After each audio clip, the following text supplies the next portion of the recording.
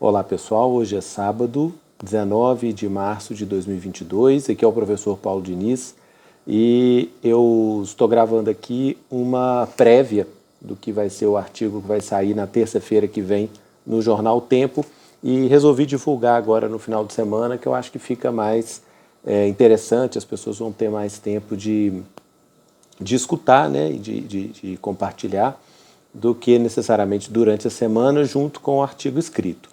O assunto de hoje, gente, é importante, né? Todo mundo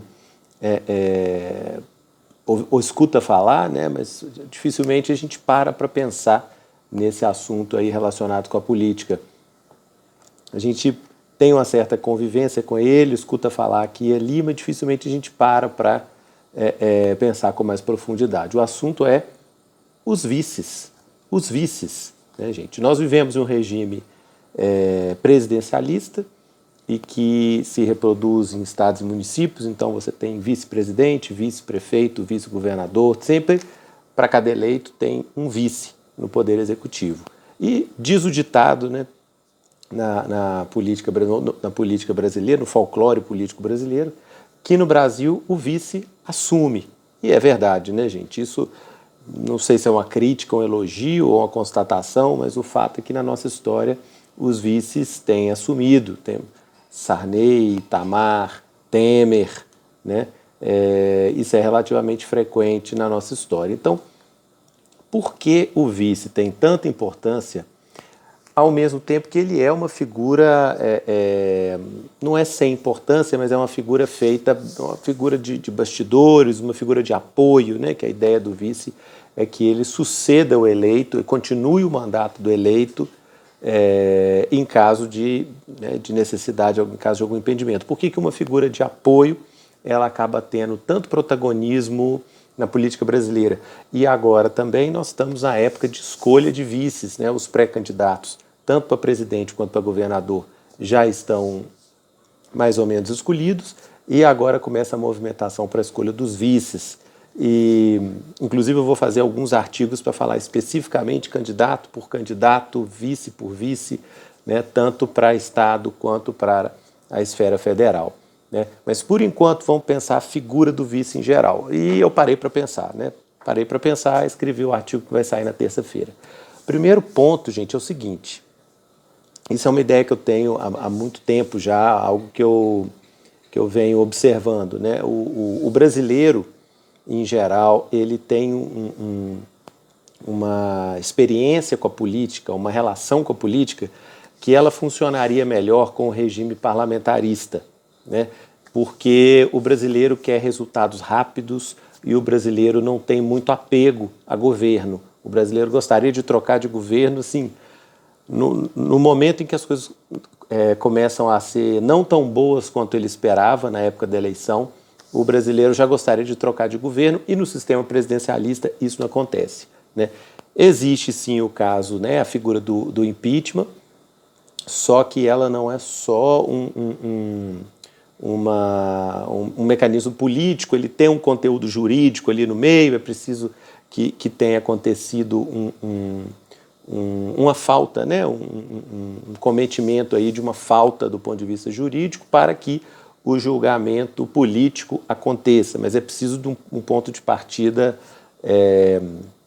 de um descumprimento jurídico, então não é um instrumento puramente político, né? Ou seja, não é fácil para ele acontecer, né? Mas o brasileiro ele tem essa característica de querer resultado rápido e de não ter muito apego a governos e governantes, né? Eu até fiz um pouquinho no artigo que vai sair terça-feira, eu fiz um paralelo aí com os nossos vizinhos da América Hispânica, né? Que costumam ter um apego muito grande a seus ídolos, né? Nós temos na Argentina aí o peronismo, né? Que derivou de Perón há 60 anos, 70 anos, que existe um movimento político que nasceu de uma pessoa, né? Na Venezuela, o chavismo, que é mais recente, mas existe essa relação mais passional com as figuras políticas. No Brasil isso não existe, isso é uma característica da nossa cultura lusa, né? Não pensem aí que lulismo e varguismo são parecidos, porque não. O brasileiro tem apego ao ganho que ele teve durante o governo de Lula e de Vargas, por exemplo, né? Não se deixem confundir, porque o brasileiro troca de governo com uma tranquilidade muito grande. Isso não é uma crítica, viu, gente? E nem um elogio, isso é uma constatação, né? E como estamos em um regime presidencialista, que essas trocas não são feitas, né? O sistema não prevê isso, né? E o brasileiro quer trocar quando o governo não está indo bem, então começa a olhar para a figura do vice, começa a olhar para as forças de oposição, as forças de oposição começam a olhar para a figura do vice, começa a acontecer um ciclo aí entre legislativo, entre oposição, às vezes dentro, às vezes fora do legislativo, começam a considerar aí quem é o vice, como é que seria o governo dele, será que ele adere a uma tentativa aí de impeachment, alguma coisa desse tipo, né? Então, claro que eu estou falando assim, as coisas de uma forma muito aberta, né? Claro que na política isso é tudo nas entrelinhas, isso é tudo nos bastidores, mas esse ciclo político, né? Esse circuito político aí que envolve o vice, ele acontece muito no Brasil por essa trava do sistema presidencialista em relação à dinâmica que a gente gostaria de ter na política, né? Nos acontecimentos da política. Então, o vice acaba sendo uma figura política empoderada, né? Ele é um, ao invés de ser uma figura para continuidade do mandato, uma figura de apoio, ele acaba sendo uma figura alternativa. É muito fácil que o vice no Brasil ele se transforme em uma alternativa de poder, né? Um plano B, né?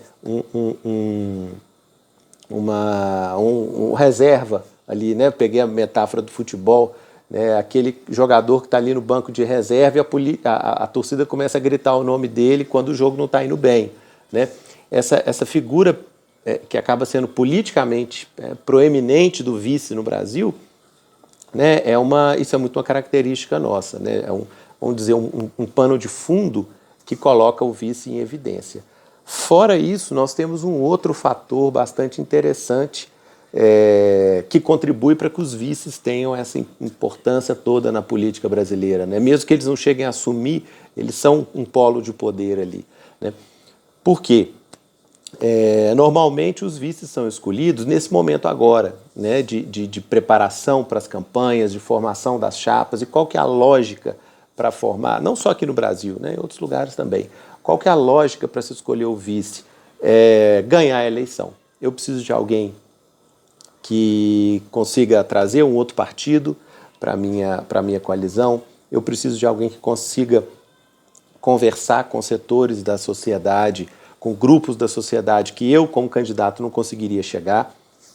Eu preciso de alguém que represente, que seja um símbolo, que ele represente coisas que eu não sou, que eu não... Estou me colocando aí como um candidato aí do executivo, né? Eu preciso de um vice que tenha esse valor simbólico que eu não tenho, né?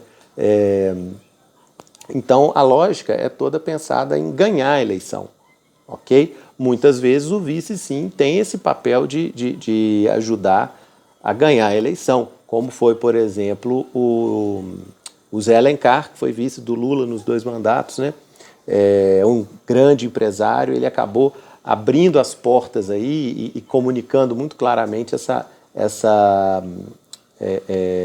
esse equilíbrio que o Lula propôs para o seu governo, né, entre os trabalhadores e os patrões. Então, você escolher um vice como um empresário de sucesso, multimilionário, significava que ele estava propondo um governo mais amplo, né, de coalizão. Então, o vice ele teve um papel muito importante. O problema é depois da vitória, né? Os 4 anos seguintes, né? Porque você não escolheu o vice pensando na convivência com essa pessoa, ou na convivência com o partido dessa pessoa, ou na construção de um governo junto com essa pessoa e o grupo dessa pessoa, né? Porque ele é parte de um grupo sempre, né? Política é sempre coletiva, né, gente? É sempre uma questão de grupos.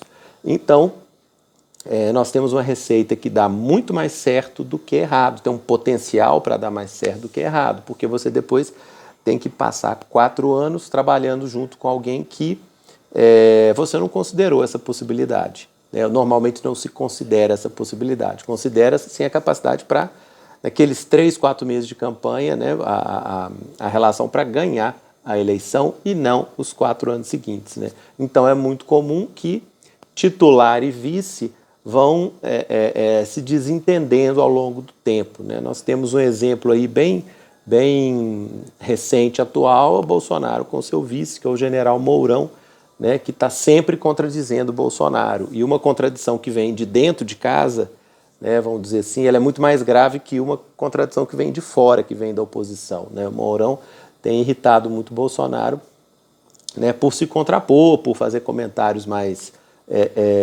equilibrados, mais de centro, né? Quando o Bolsonaro às vezes está num extremo, Mourão está mais no centro e isso irrita muito o Bolsonaro, né? Agora temos também o exemplo da Dilma, né? Da ex-presidente, da então presidente Dilma, que foi traída pelo seu vice, Michel Temer, né? Que se aliou aí todo aquele movimento de oposição e de centro para encerrar o seu governo. Então, né, acho que é o maior exemplo aí que nós temos dessa divergência entre ganhar uma eleição, né, então PMDB, agora é MDB, né? PMDB é um ótimo partido para indicar vice, um partido grande, presente no país inteiro, muito capilarizado. Temer era e é uma figura importante dentro, agora MDB, né, na época ainda era PMDB. Temer é uma figura muito importante dentro desse partido, então excelente vice para ganhar a eleição. Agora, para passar os 4 anos juntos, né, não necessariamente, né, não se provou aí como uma convivência muito agradável, né? Então, eu estou pontuando aqui esses 2 elementos de fundo, né, que tornam o vice uma figura tão interessante para nós, né, para a gente poder olhar, para a gente poder acompanhar, e aí falando não só da história brasileira, como o momento que a gente está agora, né, março de 22, com a definição das candidaturas e a definição dos vices, né, que muito provavelmente, vocês lembrem desse vídeo, né, daqui a 15, 20 dias, né, como é que os vices estão sendo escolhidos para ganhar a eleição e dificilmente para governar junto. Ok, gente? Esse é o comentário dessa semana, né? Eu mando um abraço para vocês. Até a próxima. Tchau, tchau.